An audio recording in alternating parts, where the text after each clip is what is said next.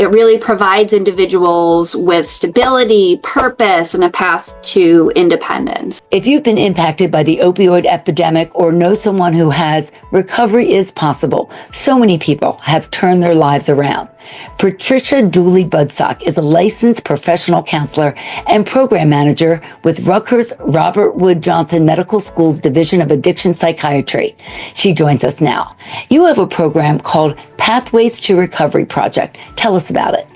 Our partnership here at Rutgers with the New Jersey Department of Labor and Workforce Development began in 2019 with Pathways to Recovery. And this program is meant for anyone who's impacted by opioid use disorder. So that can be someone who's actually struggling with the addiction or friends or family members. And the idea behind this project is that job training and employment are essential components of substance use recovery. It really provides individuals with stability, purpose, and a path to independence. And so our partnership with DOL is to help provide sort of a training opportunities.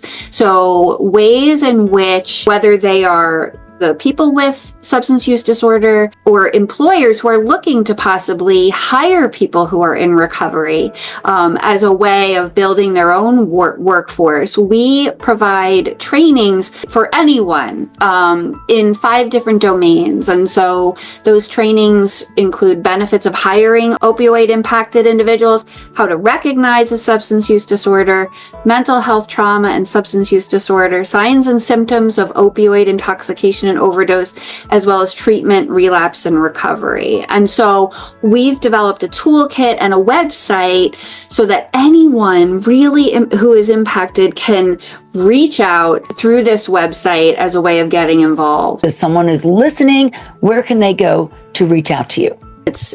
www.pathways2recovery.nj.gov. Thanks so much for joining me. Patricia Dooley-Budsock of Rutgers Robert Wood Johnson Medical School's Division of Addiction Psychiatry.